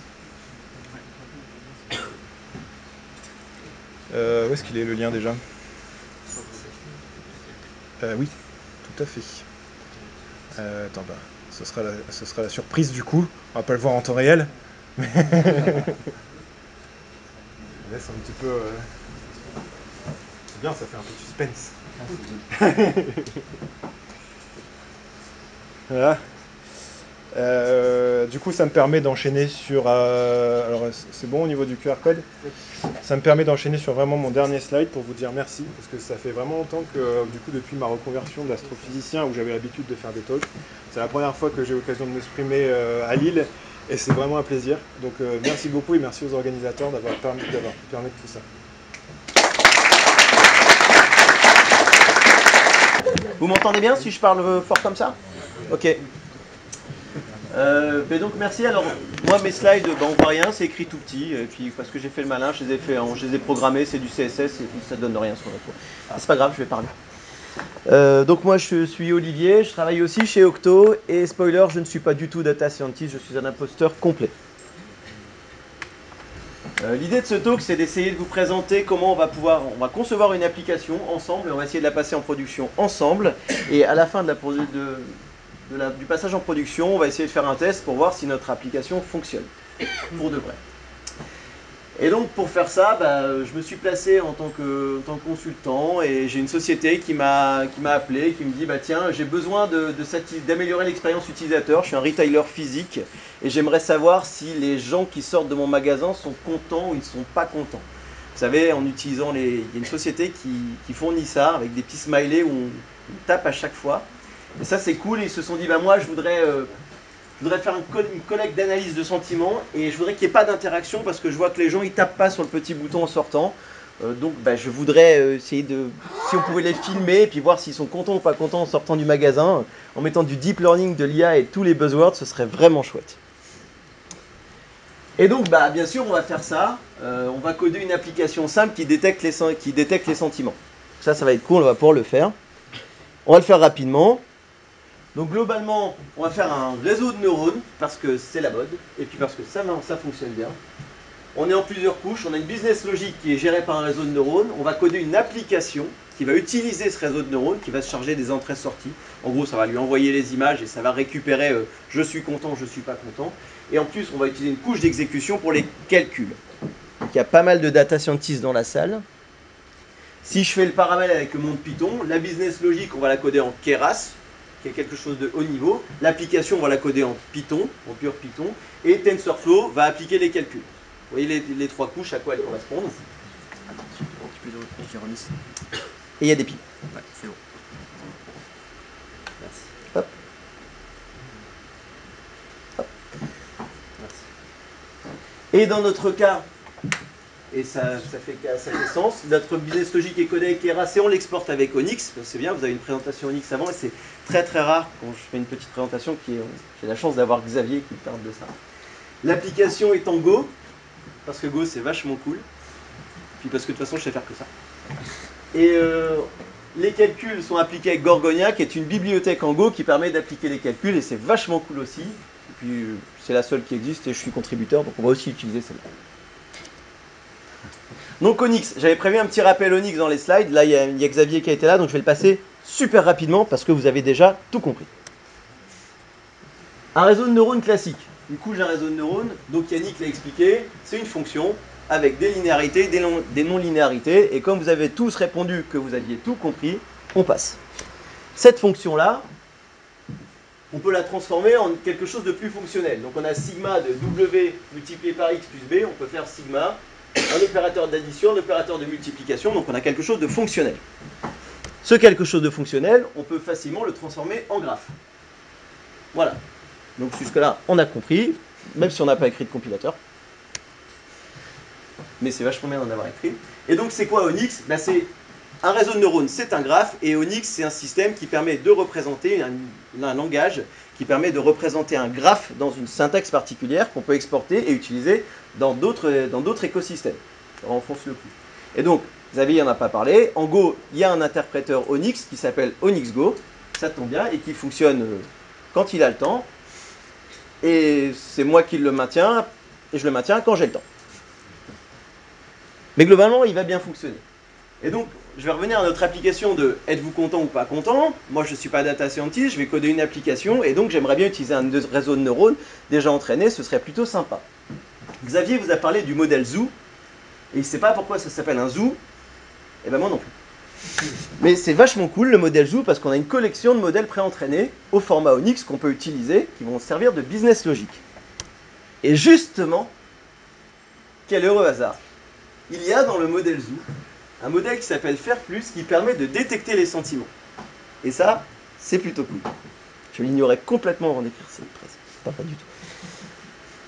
Et donc, on va faire un exemple. Donc, on a codé une petite application en Go. Hop, j'ai mon modèle Onyx, vous ne voyez pas ici. Donc, je vais charger mon modèle Onyx. J'ai codé une petite application. Hop. Alors, je vais sourire. Est-ce que ça marche ? Voilà. Et il me dit que je suis content. Si je ne suis pas content, bon, là il dit que je suis plutôt... Hein, fait ce qu'il peut, hein, c'est un modèle de réseau de neurones. Qu'est-ce que je vais faire ? Bon, il dit que je suis toujours... Bon, voilà. Donc on a codé une petite application, notre réseau de neurones fonctionne, on l'a exporté en Onyx, on a une application en Go, on voit au passage qu'Onyx fonctionne plutôt pas mal, on est content et on va passer ça en prod. Non, ça va pas aller, on va pas pouvoir passer ça en prod, on va pas recoder ça, on a la business logic, c'est bien, c'est ça qu'on va utiliser. Maintenant, il nous faut une application un peu plus complexe. Donc le passage à l'échelle. Qu'est-ce qu'on va faire? Alors là, il y a Dilbert, vous n'arrivez pas à le lire, mais en gros, le chef dit ben, tu m'as dit que prendre notre application et la passer dans le cloud, ça allait résoudre tous nos problèmes. Et là, Dilbert répond oui, mais tu m'as pas laissé refaire l'architecture de l'application en transformant quelque chose de cloud natif. Et là, le boss lui répond, t'as qu'à la mettre dans des conteneurs. Et Dilbert lui répond, tu peux pas juste résoudre tous les problèmes en prononçant juste des noms techniques. Et le boss répond, Kubernetes. Et donc, spoiler, bah, on va utiliser Kubernetes quand même. Parce que moi, je viens du monde de l'Ops, c'est quelque part. Donc, d'un programme à un logiciel, on avait un petit programme, on veut le passer en prod à l'échelle, mais on ne veut pas juste le mettre dans un conteneur parce que c'est pas la solution, et il faut juste repenser l'architecture en cloud natif et réarchitecturer notre application. Et donc, c'est quoi l'ingénierie logicielle? On va passer de notre programme à un logiciel, et l'ingénierie logicielle, c'est ce qui arrive à un programme quand on ajoute du temps et des développeurs. Et donc, il va falloir repenser notre application, on va redesigner l'intégralité des choses. Alors, conception de l'application. Je regarde le temps parce qu'on veut tous boire. Hein. On va redesigner l'application, et moi, quand j'en parle à mes copains de chez Octo, on essaye de faire du dogfooding, on dit comment est-ce qu'on pourrait faire ça plutôt bien. On a des méthodes, on aime bien faire du DDD, on aime bien faire de l'événementiel, on se dit que ce sont des choses dans l'air du temps. Et donc on dit, on va considérer que notre application a été conçue en utilisant les principes Domain Driven Design, Event First. Donc on a fait une application événementielle, une application réactive où l'application va réagir sur un événement. Donc quelqu'un qui sort du magasin, on a un système qui va prendre une photo, la photo c'est un événement. Et notre application va réagir à cet événement. Donc l'avantage de ça, c'est que quand on commence à penser en modélisation événementielle, on se concentre sur le comportement du système et on ne pense pas à la structure du système. La structure du système, on l'a déjà. On va penser à comment se comporte notre système. Et donc, Domain Event, on a besoin d'un bus d'événements. Un bus d'événements, donc il y a toute une doc, il y a de la littérature qui parle de ça. Et l'interface d'un bus d'événements a besoin d'une infrastructure qui permette la communication entre les différents processus et qui soit distribué. Vous allez dire, mais où est-ce qu'il veut aller avec tout ça? On a besoin d'une infrastructure, ok. Pour faire passer des événements, ok, et on va exécuter nos applications, ok. Jusque-là, tout va bien. Donc, on est dans le monde formidable où les consultants sont venus, on a fait un super truc, et maintenant on va vouloir le coder. Et donc, on va décrire notre infrastructure. Donc, les événements. Il va falloir décrire notre système d'événements parce que nos services, parce qu'on va faire de l'architecture microservices, j'aurais dû mettre normalement, je devais ramener un buzzer. Parce que je vais parler de Kubernetes, de microservices, de DDD, enfin je vais mettre tous les buzzwords possibles du moment. Donc vous pouvez faire buzz à chaque fois. Donc nos événements, on va avoir besoin de les formaliser. Les événements qui vont communiquer entre les services, on va besoin de les formaliser. Et pour ça, on va utiliser une spécification indépendante qui s'appelle le Cloud Events. Cloud Events, c'est une spec qui permet de décrire des événements de manière agnostique des applications et des cloud providers. C'est un projet de la CNCF, donc on n'est pas lié à Google, à Microsoft, à Amazon ou je ne sais quoi. On décrit nos événements en utilisant le Cloud Event et on va rester indépendant de notre cloud provider parce que tout le monde a peur du méchant vendor locking. L'infrastructure d'hébergement. Donc on va décrire nos événements pour qu'ils communiquent, pour que nos services puissent communiquer, et on a besoin d'une infrastructure d'hébergement. Et donc là on va voir les offres, on va dire j'ai une architecture de service et j'ai besoin que tu me l'héberges s'il te plaît. Et donc Kubernetes. Ok. Donc ils veulent Kubernetes. Kubernetes, c'est un peu compliqué. Alors les gens vont dire c'est simple, c'est super facile. Par rapport à avant, on avait une VM, là c'est très très simple. Tu as un orchestrateur de conteneurs, tu as des pods, tu as des ingress, tu verras, tout est très facile. Et les devs, eux, non, pas du tout. Les devs rêvent de serverless. Parce qu'ils n'ont pas envie de s'embêter avec Kubernetes. Pour eux, c'est un mal nécessaire. Et là, j'ai mis une photo très rare d'un data center serverless. Et on va en trouver de plus en plus. Croyez-moi. Et donc, on a les ops qui veulent du Kubernetes parce qu'ils aiment ça, parce que c'est la solution miracle à tous les problèmes. On a les devs qui veulent faire du serverless, et nous, au milieu, on veut coder notre application en cloud native et on veut que ça fonctionne bien. Donc, on va essayer de trouver une solution DevOps friendly. J'ai placé DevOps, un nouveau besoin.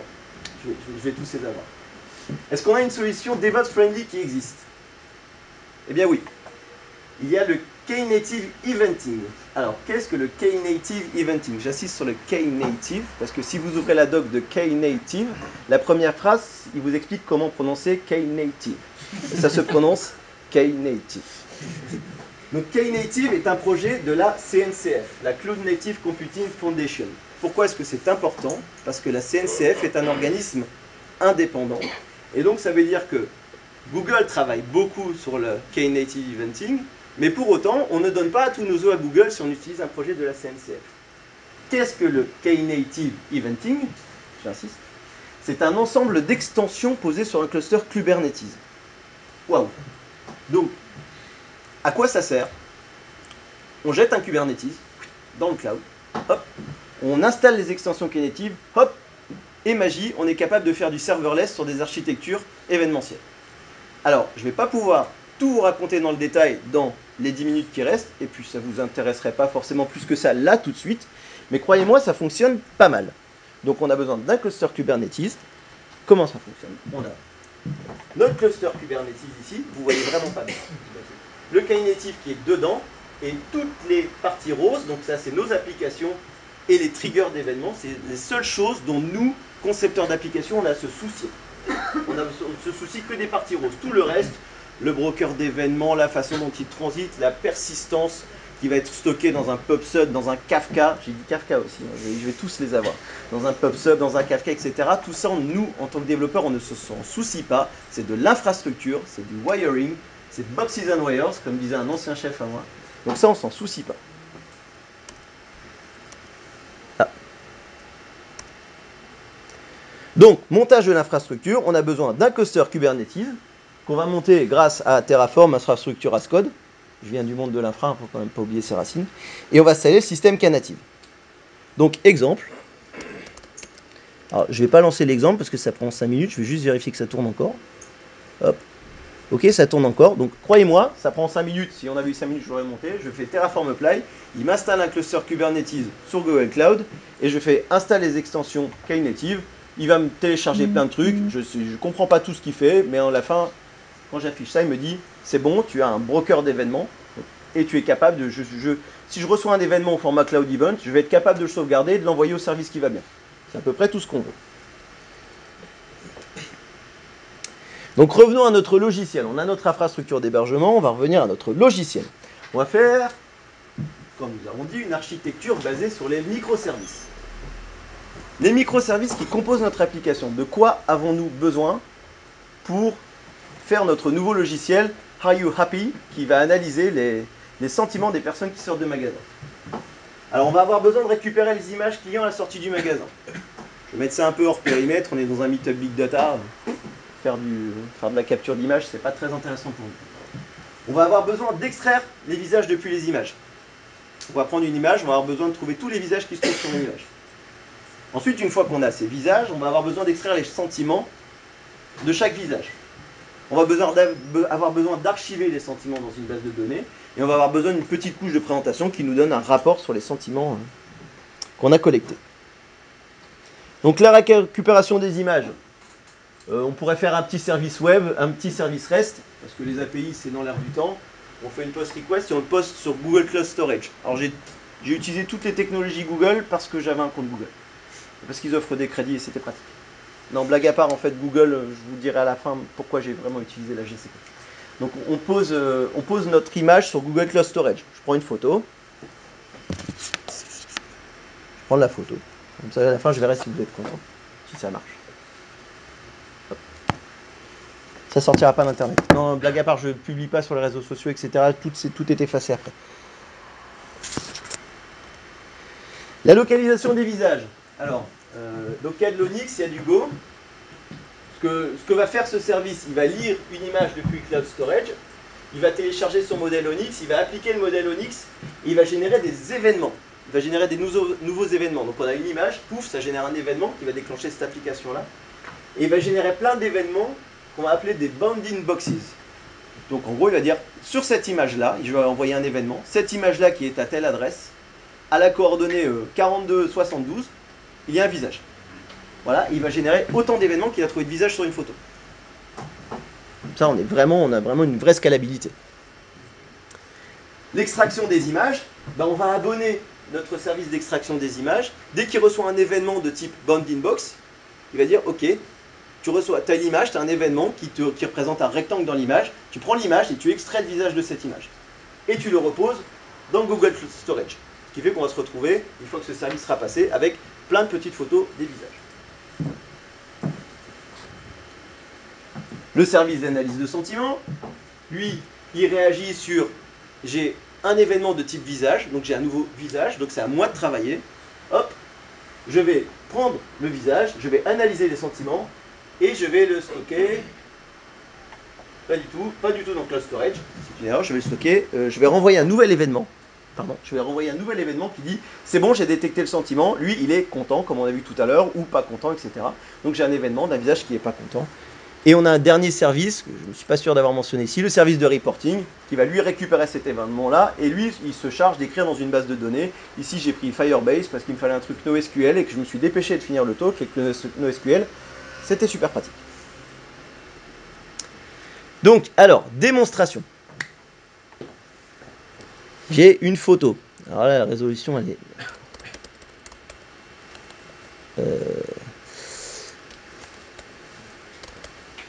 Tac.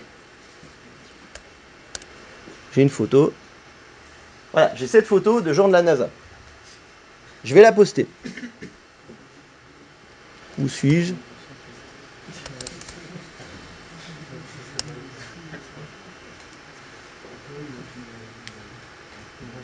Hop. Donc là, j'ai envoyé mon événement et ma photo, et là, il est en train de la processer. Donc si je vais sur Google Storage, si j'ai du réseau,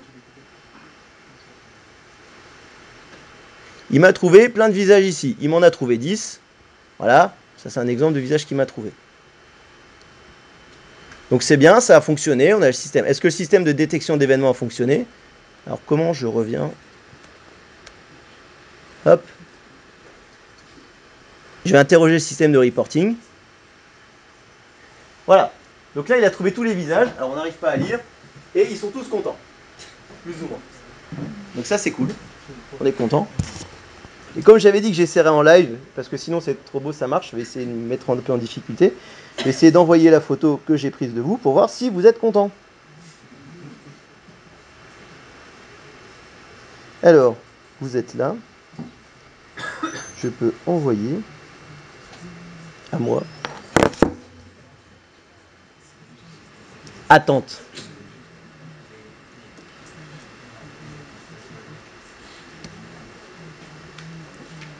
Allez. Ah, ça y est. Accepte.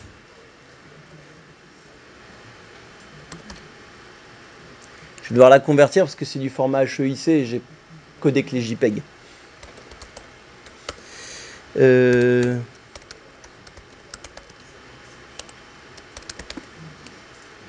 Ah. Tac.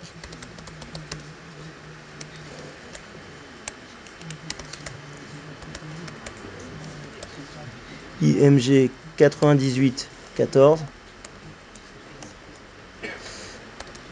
/ meetup.jpg. Et où est ma fenêtre d'envoi ?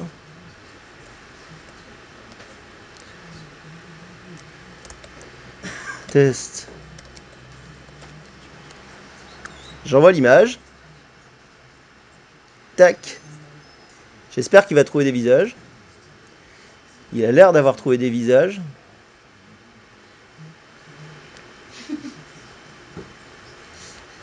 Ça marche pas.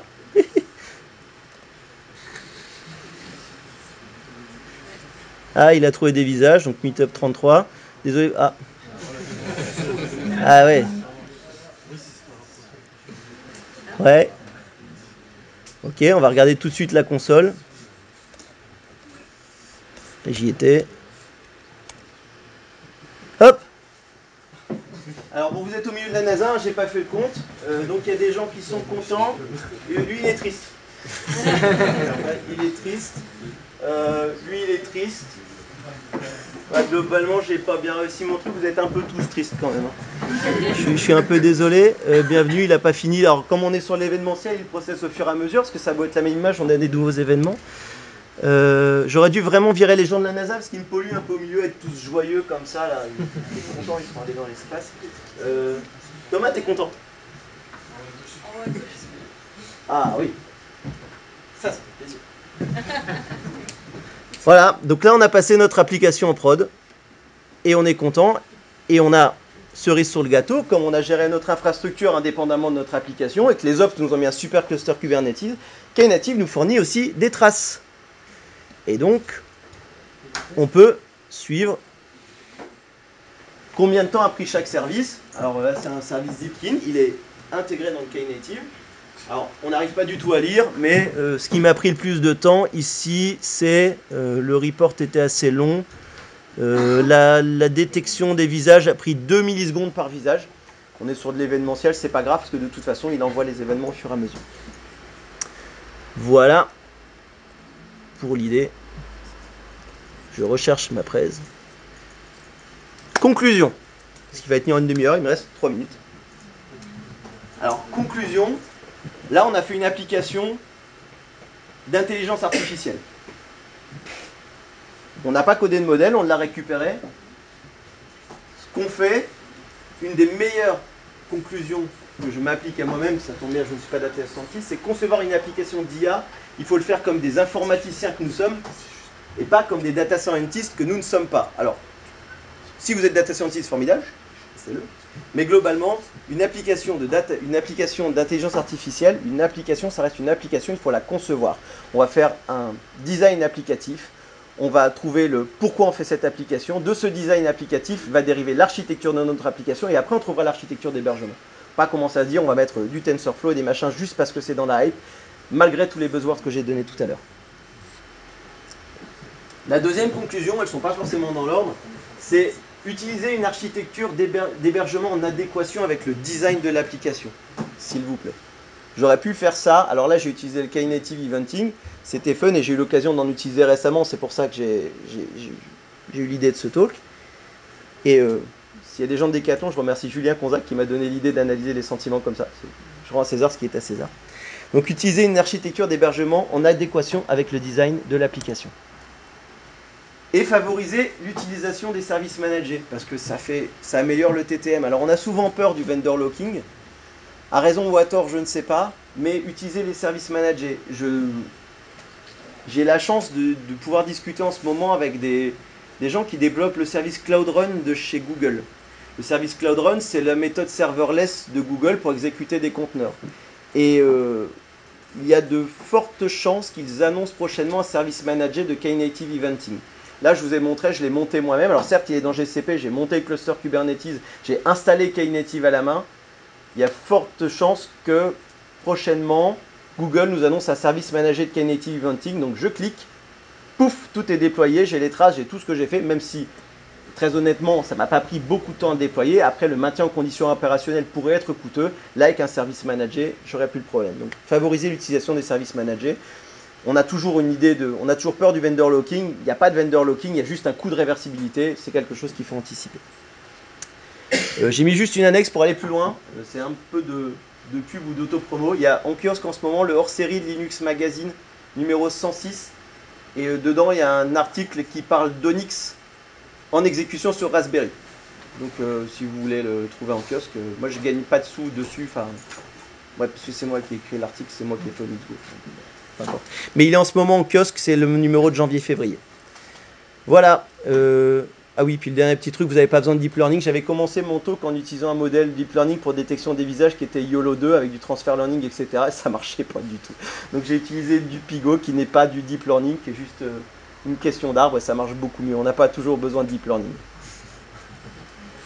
Voilà, merci à vous.